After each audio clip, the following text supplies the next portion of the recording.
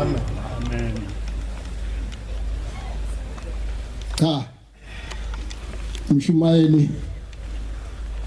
uyifunde noma uhlabelele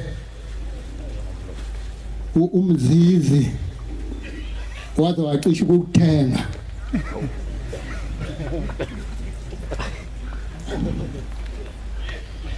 angibonge bangcwele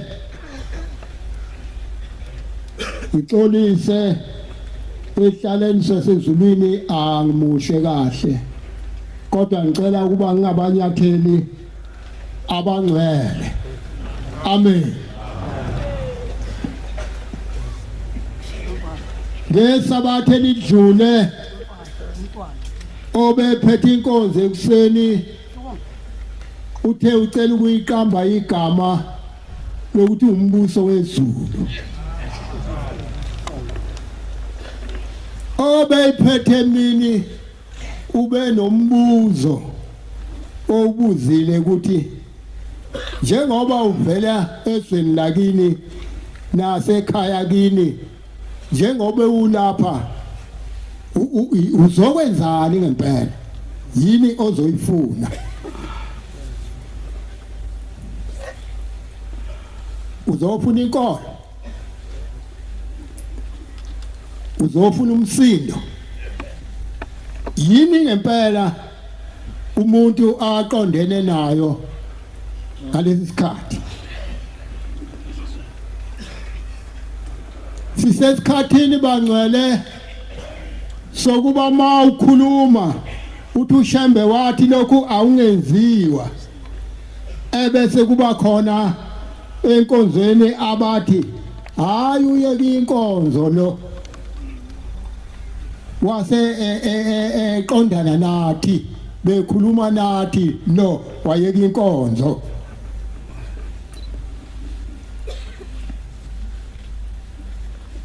ngicela uShembe abe ngakimi ngizosheshe ngibe mfisha ngoba ngiphilile ngenye imini ithi inkosi ebihlele ehlalweni sesibili ithi maNazarethe kulobu buNazarethe ukhona umoya ohlala ufike kumaNazarethe angathandani wona wodwa ithi ke lo moya ufika abasezulwini bathi inkosi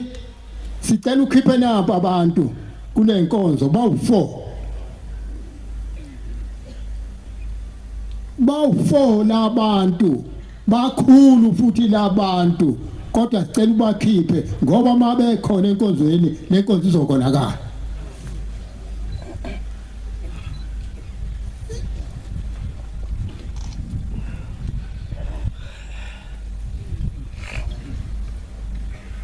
kwafika isikhathi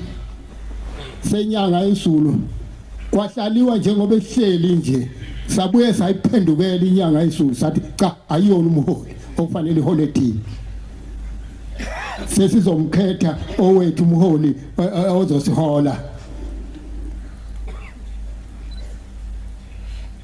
ngenye imini kwaletha amafomu lapha ekhaya kwathiwa siwasayine lamafomu ukuthi ubani esimkhethayo noma esimthandayo bonke ibandla lathi sithanda inyanga yezulu kuthe ugcineni lefomu yasayinwa ngesantsi kwathiwa bonke laba bathi inyanga yezulu abayifuni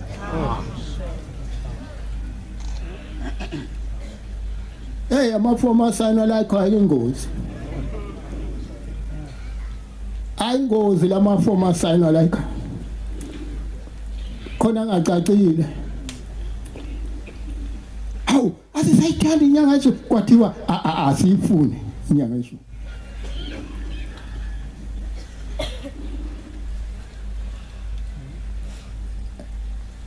bangcwele umsindo uvela phi kule nkonzo ubani ofanele alalele njengoba sisuka emakhaya size kubani sizolalela bani futhi ngoba umnikazi wesonto unyazi ngimthandile kade ekhuluma ekuseni umfundisi naselinda ubaba ukhulume kakhulu ngalezi zinto ezikhona lapha emafonini ethu kodwa siyeke xabanisa isonto hayi kunobe siyeke siyaqhubeka siphakathi komuzi ekade sikuwo phambi kwayisolo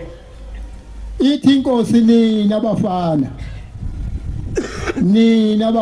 lapha eThekwini ubani kuleli bandla wathi shudani ithombe nengodosi zabanye abantu na efonini yakho khona ubani owathi thathani ithombe nengodosi zabanye abantu kuleli bandla na ithi abanye bazintandana usehlale wahlala wabona ukuthi kufuneka avuse umuzi kayise wena usuyawona ithi ngiyacela ithi bonke abakwenzayo ngicela mayithenga inkomo ife athenga imoto ife agane unkosikazi ahambe bakhona abanye sasinawo ithi inkosi yamaNazaretha labo bonke abenze njalo bobuya kule nkonzo ingeyasekho levesi 39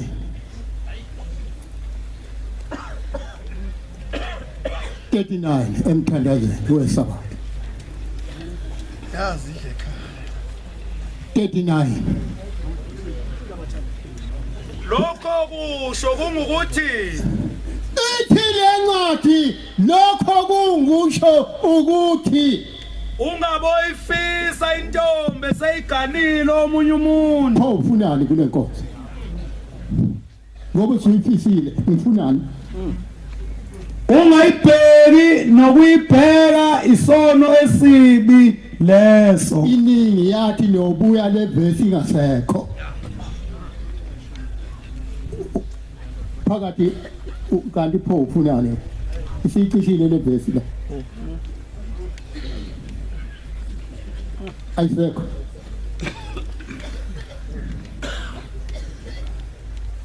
bangcwele asifune kule nkonzo ziningi izinto ezikhona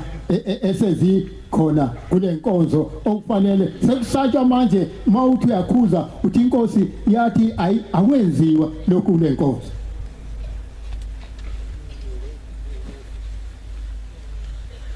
ukhona Mathabe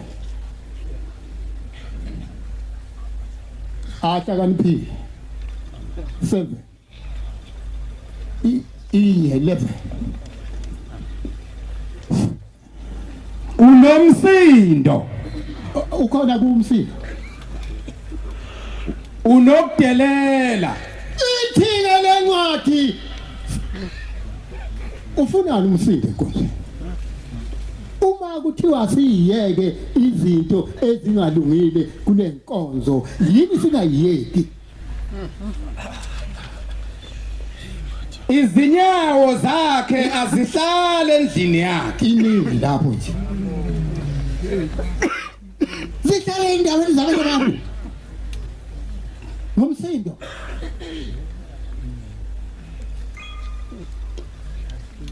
ekugcineni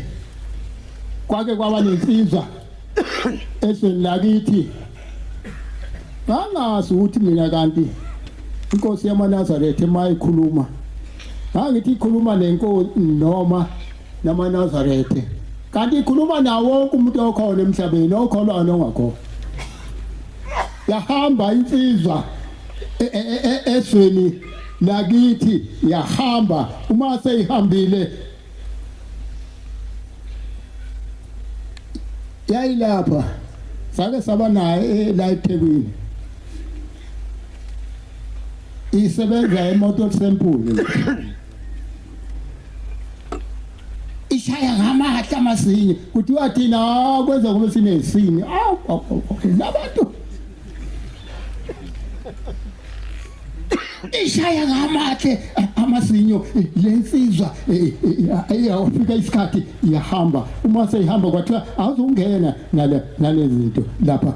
ungena khona abantu bagcina sebawakhiphile kwathi enye ingane engindodakazi wakhona yathi isiphenseze lesi ngeke silahle noma ikanjani ngizosithatha mina sifake kwawo amazinyo yathatha nawe uyatsaka yatsaka ngawo nawo wabona umuntu ofaka amazinyo uhleka uqala uyagela kwekhaya Abangazazi ezindaba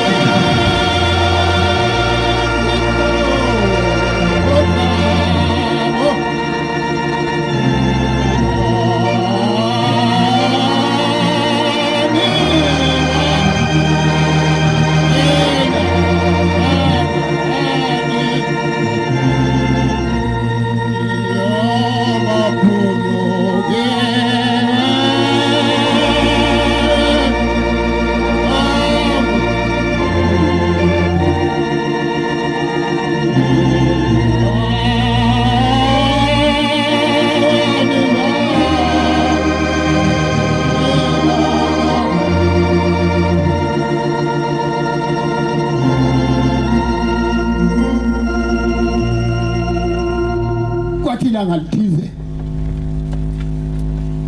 noma yakathupa into kazi inhle icupha abahlungu amasinga abahlungu la yaphuma umsako ophuma yathi kusenjalo kwakhumuka elinye yathi kusenjalo kwakhumuka elinye yathi kusenjalo kwakhumuka elinye agcina opha igazi zonke sathi silwana mase sifika esenda kithi yaya siyahlala iphethe iduku igazi liphuma la inkosi yini wena ngani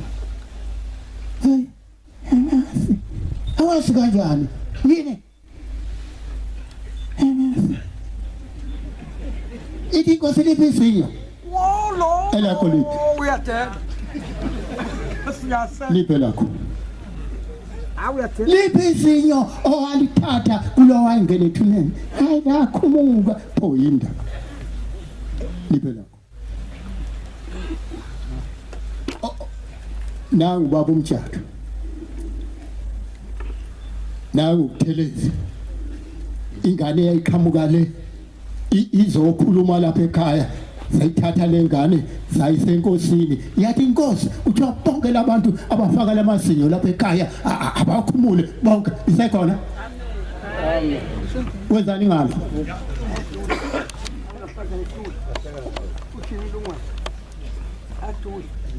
hayi fashion ayi Fashion. Of course, it's a fashion. Oh. Akulalela ushembe uma ethi kanifuneki asiwayeke noma emahle asiwayeke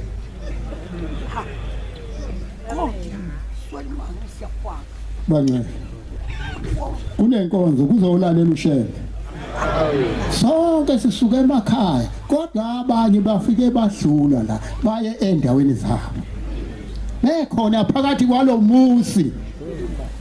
ithi inkosi ngenye imini kulo musi ithi ma umuntu ethuka ushembe kodwa uthethelelwa kanjani futhi uhlawula ngani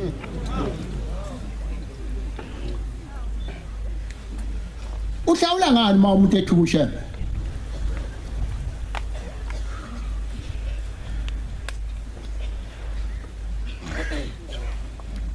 ani bawusiza abangcwele owazi ukuthi uhlawulwa ngani aphakamisa umuntu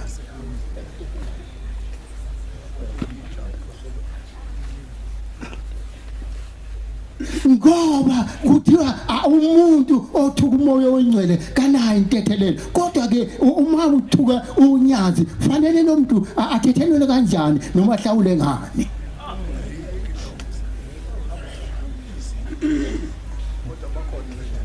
Mateo ishumi nambili angazi uzoyiswa makuyiyo 31 and 32 zoyiswa makuyiyo ngalokho ngithi kini ithi inkosi uJesu ngalokho ngithi kini abantu bayakuthethelelwa ukona abantu bazothethelelwa ukona nokuthuka konke ukuthuka konke kodwa ukuthuka umoya abantu bangekuthethelelwe ucelelwa kanjani intethelelo umuntu mayithumo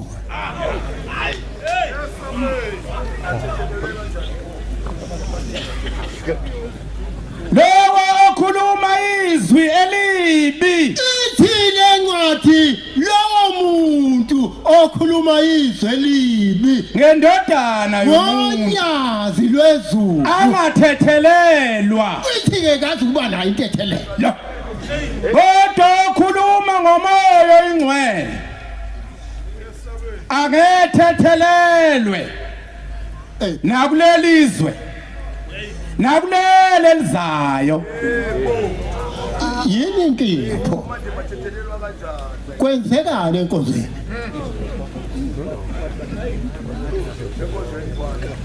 kwenzekani enkonzweni bangcwele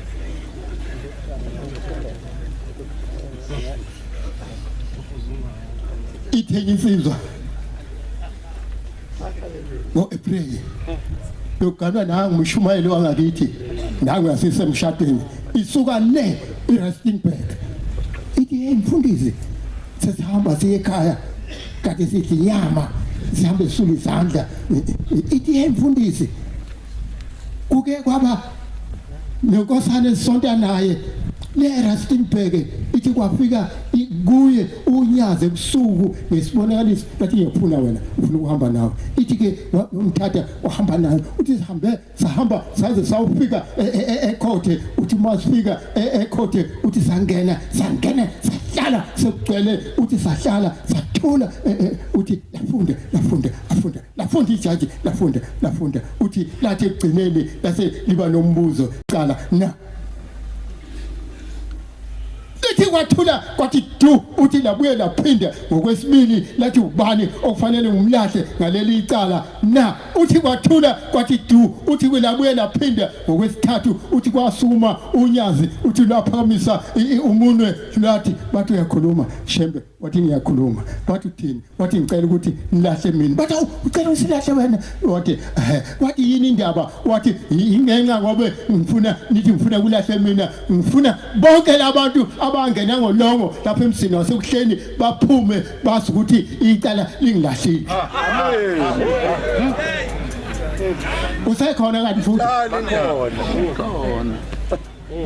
injani ngoba uma lingangilahli mina leli cala abazi kuphuma bonke labantu abangangithandi usekhona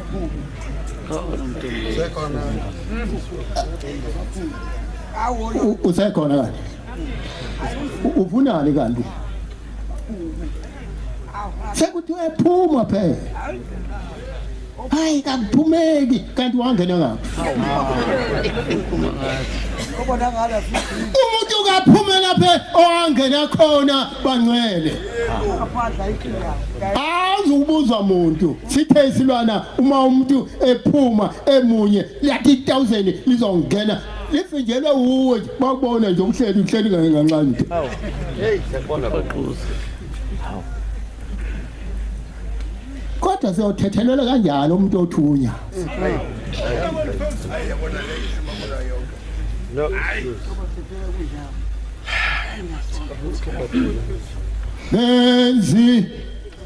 memezi zimvu zakhe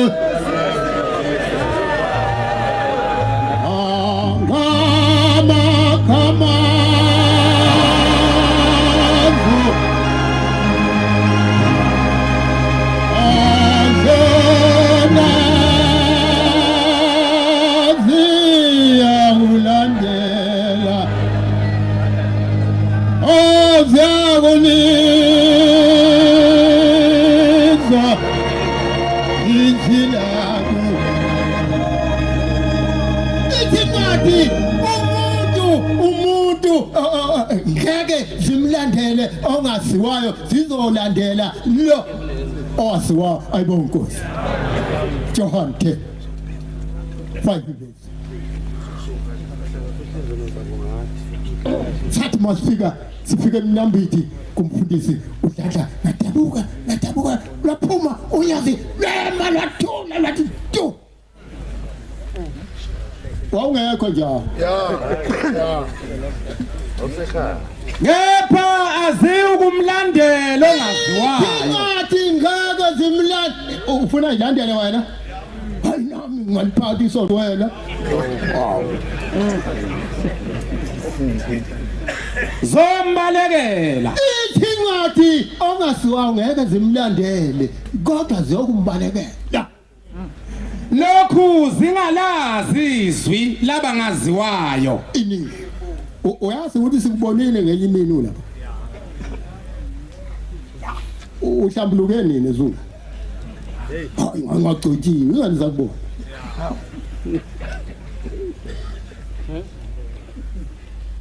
ufuna ukuba mfisha bangcwele kule nkonzo sekunenkinga ekhona lapha phakathi kwethu thina nhlali suthi kwenzeka kanjani kwaba ne divorce enkonzweni Yeah. kunenkonzo kwase kuba ne divorce kwenzeka kanjani Abafazi manje. Yebo. yabuye eqhamukapi kule nkonzo Awolo yashe. Azonjwa uba. abokuqala Korinte 7 ithathu 10 uyoma mathathu abaganileyo ngiyala wena njalo ogani ithabaganileyo ngibayala hey kuthiwa yala kepha kusimina ithi lencwadi akumina kuyinkosi inkosi ethi abantu abayalwe ngithi umfazi usho kahle awuthi mesisi qhubeka akangemuke ndodeni ithi lencwadi uthi bonke omesisi abaganile abangamuki emathe usekuyo noma usukwenye kodwa uma emuka kasala ngagani yini pho wagana ugane kanjani ngoba kuthiwa hlala ungagani ukuze ubuyisane nomkhwenyana wakho upho olono uthi umthole kanjani nokuba abuyisane nendoda subuyisene la nendoda ingamlahli umkayo kwenzeke kanjani abuya lahlwa kanjani makhosikazi kalisuthi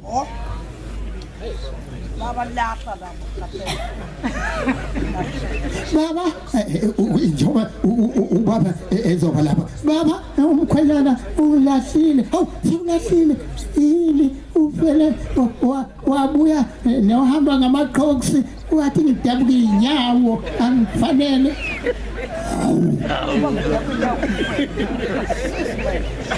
hawu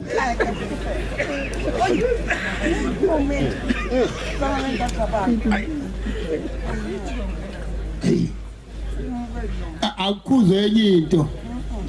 la kukhona noma ukukhuluma ukuthi lo mshado oshadwa lapha eParadise kuthiwa umhlophe ayilungile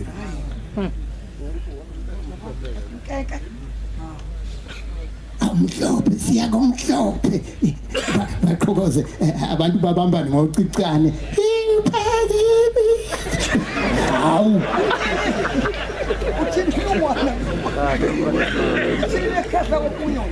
kusasa sebehlukene futhi hawu yafika inkosikazi ethempeleni ngesikhathi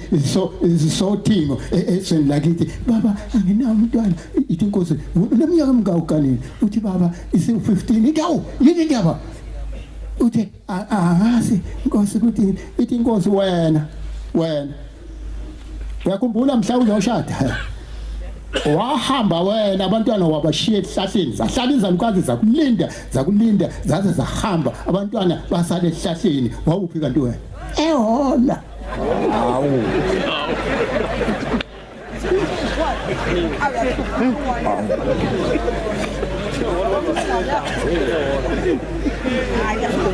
hawu ithi inkosi yamaNazaretha hamba uyocela intethelelo kulezo zalukazi ezazi ziphathele umntwana ezahamba zamshiye esicawini buyiwe holo kodwa ibhokisa lihambe holo kodwa umuntu uphuma ekhaya landela ibhokisi ufika wathi chiya la nangu uya ukhipha izicathulo zakhe uyashutheka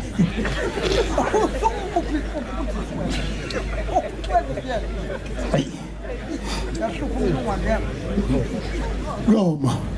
16 mabili 16 verse 17 ngiyaniyala bazalwane ithi inkosi yamaNazaretha ithi ngiyaniyala maNazaretha ukuba niqaphela baxabanisayo kade thini kade ikhuluma kuseni uke wajika ngabe ebhokiseni ubone sithe ubani ocabanisa awufelanga ngapha nabakhubekisayo isikaya kulabantu abacabanisayo nabakhubekisayo bephambene nokufundiswa enikufundileyo nidede kubo awu ngeke ngidede hawu ixabanisa isonto awufuni ukudeda kumuntu ethu kunyazi uthi uzohambisana naye lapha bazalwana khona efamily lapha ushawa khona imashi ukuthi sifuna imali la awukhona efamily uma usuhlulekele nje noma umthetho wonyazi nathi isango elingena inhlanzisuthi hamba uphume lapha abazi ukubuza ukuthi uyaphi na ungena endleni wapha ngokuba banjalo ithi ke inkosi yamaNazaretha abanjalo abayikhonzi inkosi yethu bakhonza isisu bakhonza isisu sabo ngokushumela kuhle iningi zalo isisu siyahlupha umuntu simcabanisa nenkosi unyazi yake yathi enyinsizwa ebingapha bese ngifuna ngisengiyema yathi mina nginandaba noShembe yathi uganiwe nami ngikaniwe yathi unemoto yathi nami nginemoto akho lutho engizocela kuye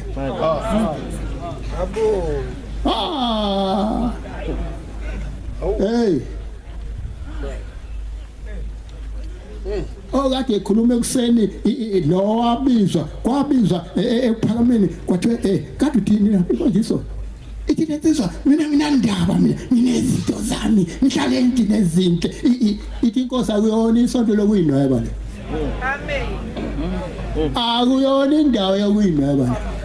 shaya yathi uShembe wahlupheka wayenawo yonke into kodwa wayengayinweba ithi njengamanje wena sekubonana nawe la nakulisaba ithi bo yabiza ngabafazi ngixolise omesisi ithi bonke omesisi bese namageja ithi balishaya leli dokodola lomuntu balishaya amakhosikazi babuthi inhlabathi kwahanje kwawulahla le komsathanja yathi kwangafanele angene kule nkonzo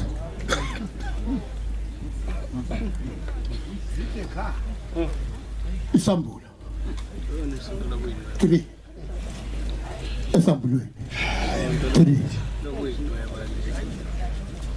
3 Nazareth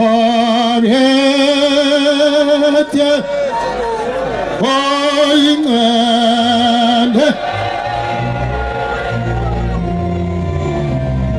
Muzugumugani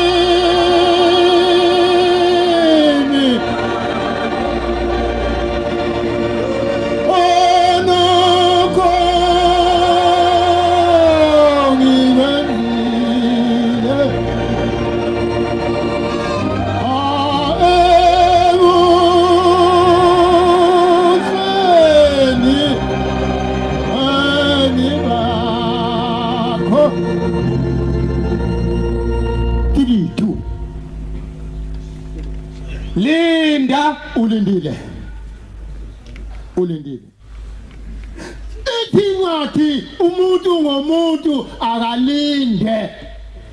uqinise okuseleyo ulindile qinisa phela obekuza kufa ngokuba angifumene imisebenzi yakho iphelele phambi kaThixo iphelele eyethi imisebenzi zobe kuthukunyazi ziphelele iphelele khumbula ukuthi ufundile ithiwa khumbula umuntu ngomuntu ukuthi ufundile uzwile futhi uzwile aqaphele uphenduke uma ungalindi ngiyakukwehlela njengesela ini 148 ehlabelelweni 148 ehlabelelweni izoyiswa kuyamathathu ehlabelelweni 11 and 12 and 13 makhosi omhlaba hayi angishonile bonke no uyageza nabantu bonke futhi asisho kubo bonke abantu zikhulu kuthiwa nezikhulu nazo nabehluleli bezwe kuthiwa nabo bonke abehluleli bezwe zinsizwa likhona insizwa neyintombi no 25 nabadala nisekhona nabadala nabantwana abantwana mabadumise igama lika Jehova iningi makudunyiswe unyazi ayibonke ilona lotho liphakeme unyazi wabona masilahlekelwa ukuba unyazi singalwazi ukuthi lukhona la emhlabeni nasezulwini. Umuntu ngomuntu usazofika emndenini bathi hey usula uMathenjwa waseNtongane umfundisi wabona sisentabeni siselapha entabeni wathi umfundisi uNgobese awungibambele nawe nake imali yami ngoba ngifunule ayiphakethe alikho phela iphakethe ebheshini wasemnikeza uthi ngabona ihele liqhamuka lisuka emaseleni likhuphuka laze ufika la uthi kunendawo engenwa kuyo la ngaphansi kodwa kunesibuko lapha uthi thina sihleli ngaphezulu uthi ziyasina insizwa ziyasina esigcawini lapha zisina zizehlale phansi insizwa iphakame kuthiwa nowana ngokwabana ngobandlela kuthiwa hey ubandlela uwe uthi waphuma ke uyobuya lapha lo wasayiyeka le yanto yona ibandla lomgidi right uyeka nini right siseJudiya nansizwa eyafika igula lapha eJudiya ingaboni lapha uthi ithishawe inkosi yamaNazaretha yathi awuhamba umbuzele lapha uNhlanhla uthi yini ngingasayibukeli umgidi angisawubukeli ngani umgidi batshela ukuthi umgidi njengoba ngingasawubukeli awusewona wasezulwini sekungowabo abafundisi abanye baqhubane bayisogweni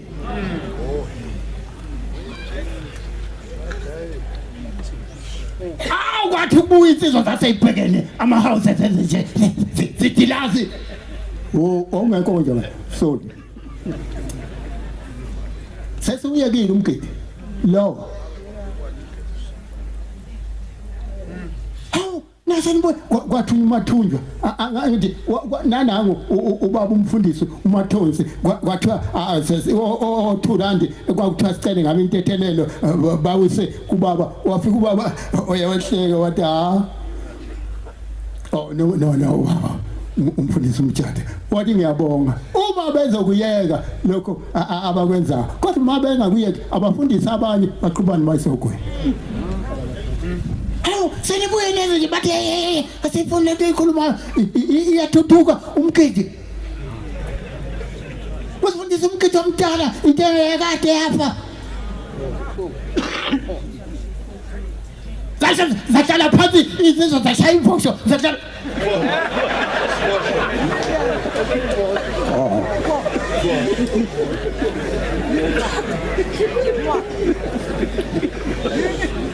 angime umsebenzi kaThixo ubuyisele kumnikazi wezulu nomhlaba baba umsebenzi ungowakho abantu basekuwe Nkosi ayibusise amazwi amen. Siyabonga amazwi amnandi saphiwe umfundisi inkosi izimbusisa.